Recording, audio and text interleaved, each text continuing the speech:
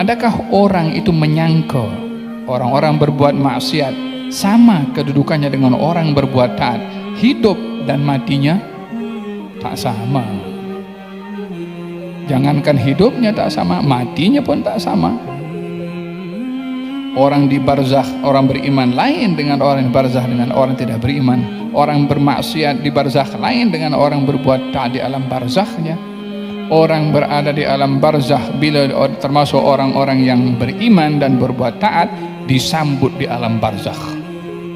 Tengok perumpamannya Nabi bagi tahu kubur ya 3 kali 6 tempat kita semua kan masuk situ 3 kali 6, tapi imma rawdah min riyadil jannah, mungkin jadi kebun-kebun surga, wa imma hufrah min hufaran niran, atau galian daripada galian api neraka.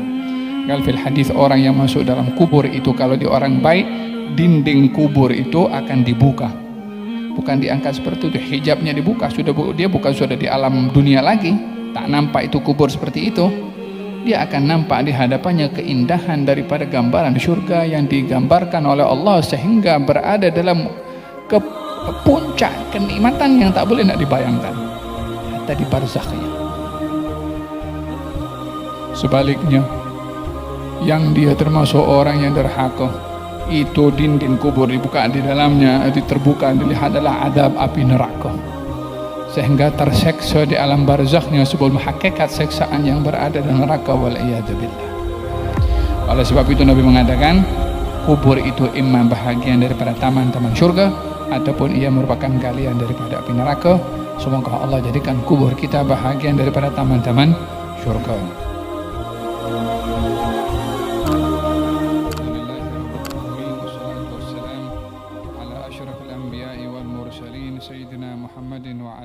وصحبه أجمعين وبعد نوينا التعلم والتعليم تذكر والتذكير والنفع والانتفاع والإفادة والاستفادة والحث على التمسك بكتاب الله وسنة نبيه والدلالة إلى الخير والدعاء إلى الهدى ابتغاء مرضات الله وقربه وثوابه آمين اللهم آمين. Alhamdulillah, syukur kepada Allah atas nikmat berbuat taat pada malam hari ini dalam majelis ilmu, majelis taman syurga, majelis pengajian Al-Quranul Karim di rumah Allah Subhanahu wa taala. Kebaikan demi kebaikan tercurah dari Allah Subhanahu wa taala. Bila Allah berkehendak untuk meletakkan kita di tempat lain, tak tergerak untuk kita datang ke tempat ini. Tapi dikehendaki oleh Allah untuk hadir di tempat ini dengan kesibukan apapun dan situasi apapun juga, masih diberi peluang oleh Allah Subhanahu wa taala untuk mengisi timbangan atau amal catatan yang kita akan terima nanti di hari kiamat dengan amal-amal saleh. Seseorang akan menyesal nanti di hari kiamat ketika terlepas peluang untuk melakukan amal kebaikan. Alhamdulillah, mudah-mudahan Allah Subhanahu wa taala sentiasa membimbing kita untuk sentiasa melakukan amal kebaikan, mengisi catatan amalan dan memberatkan timbangan amal baik insyaallah. Amin amin amin. Pada ayat yang ke-19 surat Ar-Ra'd, Allah Subhanahu wa taala berfirman, afaman ya'lamu annama unzila ilaika min rabbikal haqqu kaman huwa a'ma. Perumpamaan diberikan oleh Allah Subhanahu wa taala tentang orang yang berilmu dan orang yang tidak mahu menerima ilmu. Berikan perumpamaan kedua-duanya, orang yang berilmu menerima kebenaran adalah orang yang melihat. Sementara orang yang enggan untuk menerima kebenaran di saat melihatnya, maka dikatakan orang itu buta. Di dalam Al-Quranul Karim Allah Subhanahu wa taala memberikan perumpamaan demi perumpamaan. Hal yastawil a'ma wal basir? Adakah sama orang yang buta dan orang yang melihat? Pada hakikatnya soalan ini bukan menginginkan jawaban melalui makna yang zahir secara literasi. Tentunya dalam hal ini tak ada siapa orang yang mengatakan sama antara orang yang melihat dengan orang yang buta. Memang tidak sama.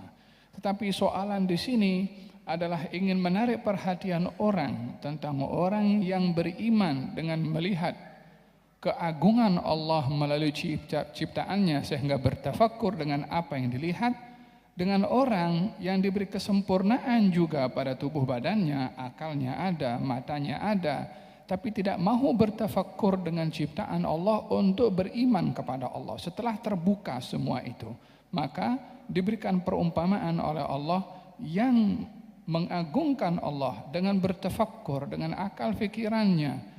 Beriman kepada Allah, dia adalah orang yang melihat. Dan yang enggan beriman kepada Allah, maka dia adalah orang yang buta. Demikian perumpamaan diberikan oleh Allah Subhanahu wa taala terhadap orang yang melihat dan orang yang buta. Bahkan di dalam Al-Quranul Karim, Allah Subhanahu wa taala memberikan perumpamaan orang yang beriman itu orang yang hidup, dan orang yang tidak beriman orang itu mati. Kemudian ada dikatakan orang yang beriman orang itu mendengar, dan orang yang tidak beriman orang itu tuli. Sehingga perumpamaan ini ingin menarik perhatian daripada kita untuk memahami at-tashbih, perumpamaan-perumpamaan yang ada di dalam Al-Quranul Karim. Ketika orang itu dikatakan buta oleh Allah, adalah bukan merujuk kepada buta matanya, tetapi orang itu dikatakan buta karena enggan menggunakan matanya melihat keajaiban ciptaan Allah untuk beriman kepada Allah dengan hatinya melalui penglihatannya. Maka orang ini buta. Orang yang enggan untuk mendengar ayat-ayat Allah sehingga dengannya dia boleh bertafakkur dan beriman dengan hatinya. Ketika enggan untuk mendengar, walaupun boleh mendengar, orang ini dikatakan tuli, walaupun dia pendengarannya tajam. Ketika orang itu boleh melihat, boleh mendengar, sudah pun melihat, sudah pun mendengar, tetapi tidak juga mahu beriman, orang ini mati walaupun dia hidup. Dan dalam hal ini perumpamaan demi perumpamaan diberitahukan oleh Allah dalam Al-Quran agar supaya kita fokus. Kalau Allah sebutkan buta, kita kena memerhati mata. Kalau Allah menyebutkan tuli, kita kena memerhati telinga. Adakah telinga kita termasuk yang tuli dikatakan oleh Allah ketika enggan mendengar kebenaran? Adakah mata kita ini buta seperti mana dikatakan oleh Allah ketika melihat kebenaran? Demikian, adakah kita ini termasuk orang yang hidup ketika terdedah segala-galanya lalu enggan juga untuk menerima? Allah Subhanahu wa taala berfirman dalam Al-Qur'an, "Afaman kana maitan fa ahyainah." Adakah orang yang mati lalu kami hidupkan? Merujuk kepada dua orang, yang pertama Sayyidina Umar bin Khattab, yang kedua adalah Amr bin Hisham, Abu Jahal. Afaman kana maitan fa ahyainah. Adakah orang yang awalnya mati kami hidupkan? Apa maksudnya mati kami hidupkan? Bukan merujuk mati keluarnya ruh daripada jasad. Mati ketika tidak beriman dahulu, kemudian diberi hidayah untuk beriman, lalu beriman. Maka orang yang beriman tadi dikatakan hidup. Dan orang tidak beriman dikatakan mati, walaupun bergerak tubuh badannya, karena bukannya dimaksudkan pada hidup dan mati secara zahir makna. Allah Subhanahu wa taala berfirman, "Innaka la tusmi'ul mauta wa la tusmi'us summad du'a idza wallau mudbirin." Wahai Rasulullah Muhammad, engkau tidak mampu untuk memperdengarkan kepada orang mati dan kepada orang tuli. Apa maksudnya Allah menggambarkan orang mati dan orang tuli? Bukan orang itu mati tak ada nyawa, bukan orang itu tuli karena telinganya tidak mendengar, tetapi karena orang itu dikatakan mati, mengetahui kebenaran, enggan hatinya untuk menerima, maka orang itu mati. Orang itu diperdengarkan kebenaran, enggan untuk mendengar, maka dia tuli. Perumpamaan demi perumpamaan ini untuk kita memerhati bahwasanya setiap anggota badan ini ada penilaian di sisi Allah. Ketika sebut buta, terletak kepada mata. Ketika sebut tuli, dia akan menyentuh kepada telinga.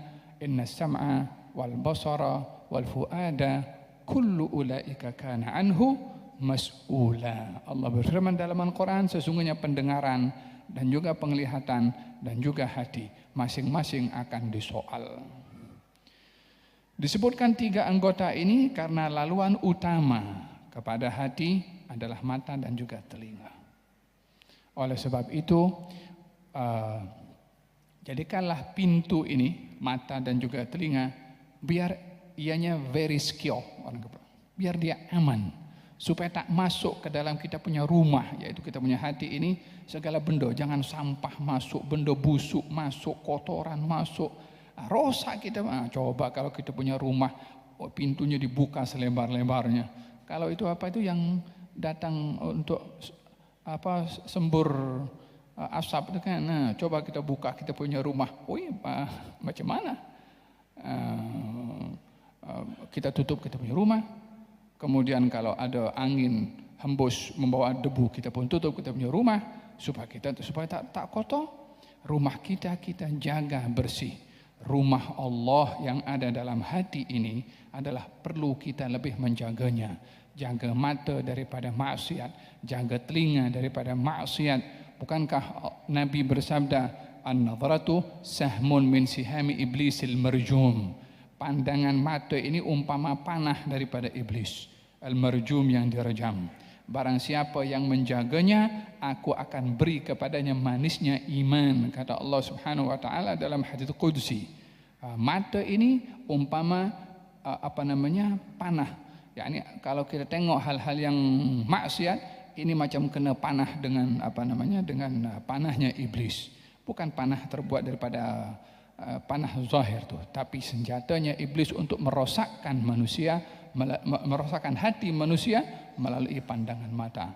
Makanya kata Nabi melalui hadis qudsi, an-nadhratu sahmun min sihami iblis al-marjum. Pandangan ini adalah bahagian daripada panahnya iblis. Alangkah banyaknya setiap hari kita melakukan dosa dengan mata.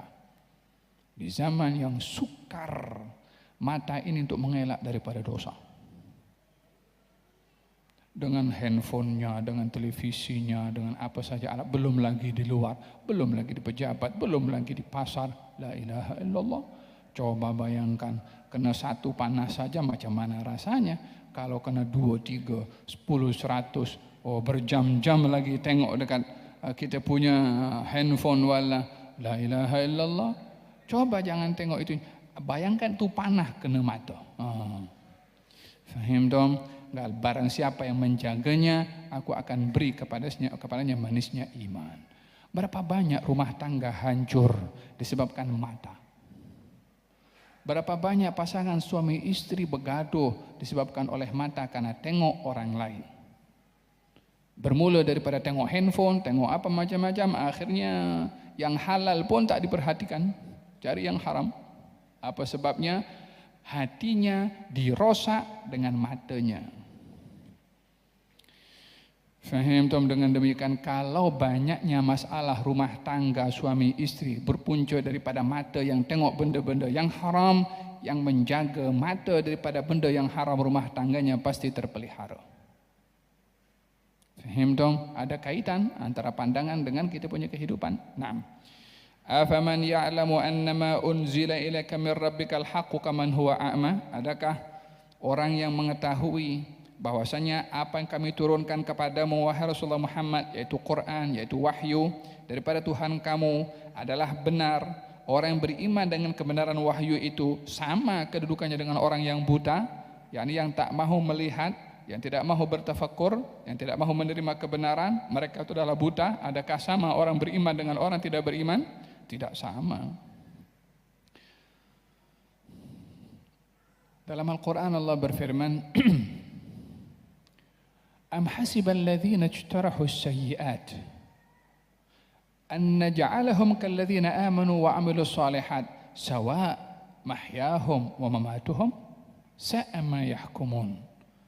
Adakah orang itu menyangka orang-orang berbuat maksiat sama kedudukannya dengan orang berbuat taat? Hidup dan matinya tak sama. Jangankan hidupnya tak sama, matinya pun tak sama. Orang di barzakh, orang beriman lain dengan orang di barzakh dengan orang tidak beriman. Orang bermaksiat di barzakh lain dengan orang berbuat taat di alam barzakhnya. Orang berada di alam barzakh bila termasuk orang-orang yang beriman dan berbuat taat disambut di alam barzakh. Siapa yang menyambut? Orang-orang di alam barzakh, kawannya, keluarganya. Di barzakh itu tak sendirian kau. Orang akan bersendirian di barzakh kalau dia tidak jumpa dengan orang-orang yang satu level dengannya ketika berada di dunia melalui amal yang saleh. Bukankah dalam Al-Quranul Karim Allah Subhanahu wa taala berfirman fa ummuhu hawiyah wa ma adraka ma hiya narun hamiyah. Orang itu kalau meninggal dunia disambut oleh alam orang, mereka berada di alam barzakh. Ketika disambut di alam barzakh, kata satu dengan yang lain, biarkan orang ini rehat dulu. Sesungguhnya dia baru melepasi situasi yang sukar, yakni soalan daripada mungkar dan nakir tuh. Biarkan orang ini rehat. Kata siapa? Kata yang sudah berada di alam barzakh. Bermakna ada sambutan. Bermakna ada istiqbal, ada perayaan di alam barzakh. Ya subhanallah, Al-Imam Al-Dhahabi dalam kitab Siyar A'lam An-Nubala ada menceritakan beberapa kisah para aulia. Kisah para aulia. Di antaranya adalah seorang bermimpi dalam mimpinya. Orang ini salah satu orang wali min auliaillah. Dalam keadaan dia bergegas memakai pakaian yang rapi dan terburu-buru. Ditanya oleh orang yang mimpi, "Kamu nak ke mana?" "Saya nak menyambut Ahmad bin Hanbal yang akan datang." Bangun daripada tidurnya, dapat kabar Al-Imam Ahmad bin Hanbal meninggal dunia. So di barzakh sudah standby, orang nak tunggu. Fahim tuh? Gal ditanyakan, bagaimana keadaan Ma'ruf Al-Karhi? Oh, Ma'ruf Al-Karhi di tempat yang atas sana. Tinggi sangat kedudukannya. Ada kedudukan, ada kehidupan di alam barzakh.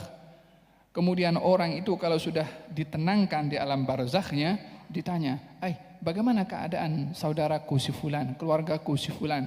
Orang barzakh tanya kehidupan keluarganya yang masih hidup di dunia.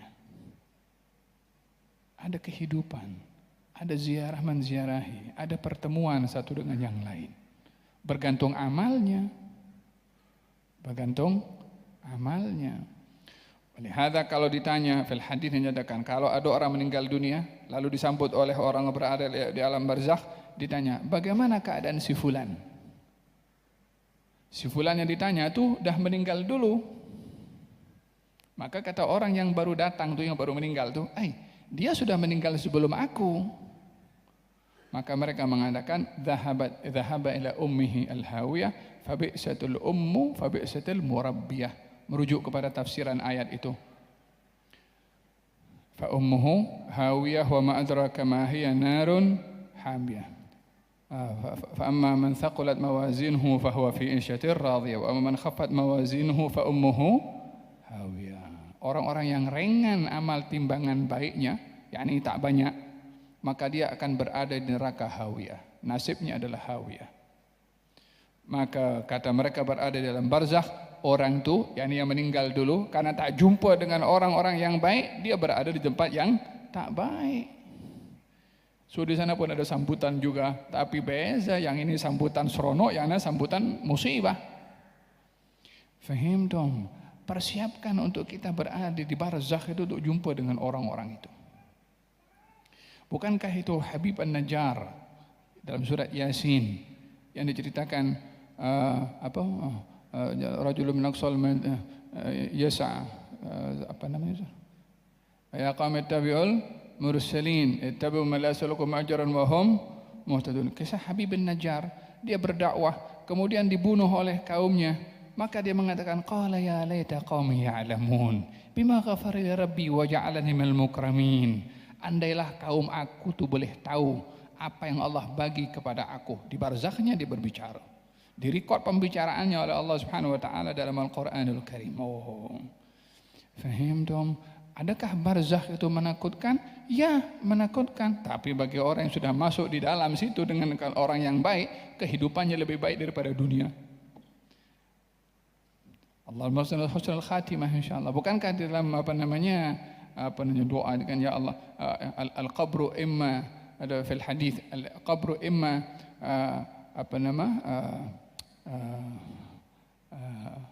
la ilaha illallah, imma al-qabru imma rawdatun min riyadil jannah atau hufratun min hufarin niran. Surga itu boleh jadi kebun, taman daripada taman-taman surga. Tengok perumpamaan yang Nabi bagi tahu, kubur ya 3 kali 6. Tempat kita semua akan masuk situ. 3 kali 6. Tapi imma rawdah min riyadil jannah, mungkin jadi kebun-kebun surga. Wa imma hufrah min hufarin niran, atau galian daripada galian api neraka. Gal fil hadis, orang yang masuk dalam kubur itu kalau dia orang baik, dinding kubur itu akan dibuka. Bukan diangkat seperti itu, hijabnya dibuka, dia bukan sudah di alam dunia lagi, tak nampak itu kubur seperti itu. Dia akan nampak di hadapannya keindahan daripada gambaran surga yang digambarkan oleh Allah, sehingga berada dalam puncak kenikmatan yang tak boleh nak dibayangkan, hatta di barzakhnya.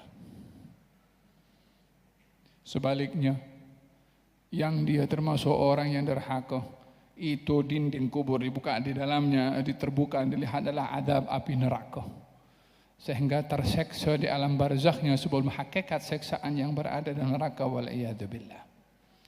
Oleh sebab itu Nabi mengatakan kubur itu imma bahagian daripada taman-taman surga, ataupun ia merupakan galian daripada api neraka. Semoga Allah jadikan kubur kita bahagian daripada taman-taman surga, ahli keluarga kita dan orang-orang kita sayang, ya Rabbal Alamin.